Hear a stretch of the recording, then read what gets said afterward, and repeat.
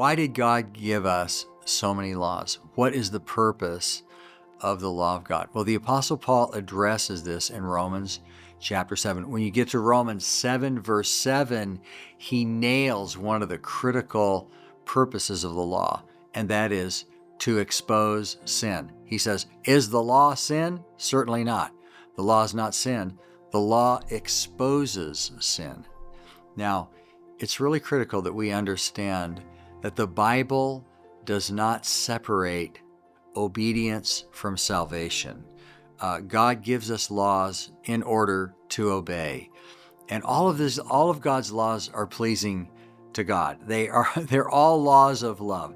They're all manifestations of his character. Now let me give some applications from this critical principle in Romans 7:7 that the law is given to reveal sin. First of all, the law of God exposes sin in the civil realm. And you can just read the Old Testament and the New Testament and see how the civil government is addressed over and over again. Here's another application. The law of God is critical for use in witnessing because the most important thing for people to recognize is their hopelessness in their sins. You know, when you're witnessing to somebody, they want to talk about all kinds of side issues, evolution, the sovereignty of God. What is God, what's God going to do with the natives who've never heard? Well, in some ways, those things don't matter. What really matters is that a person understands their sinfulness, and the law of God exposes sinfulness. Here's another application. Teach your children the law of God. Your children need to understand the law. You are raising eternal souls, and they need to know what's right and wrong, what's holy, what's just, and what is good.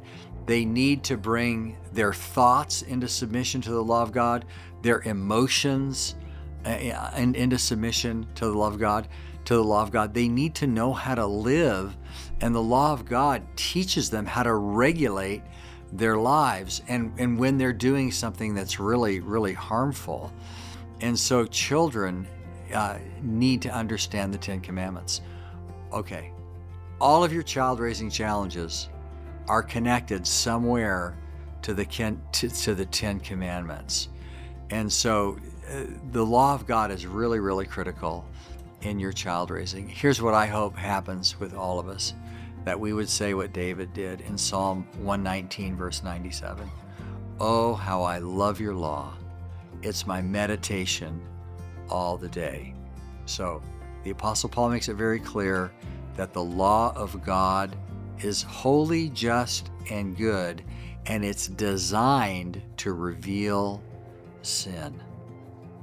The grass withers, the flower fades, but the word of our God stands forever. Scripture Applied is a production of Church and Family Life. Visit churchandfamilylife.com for more resources.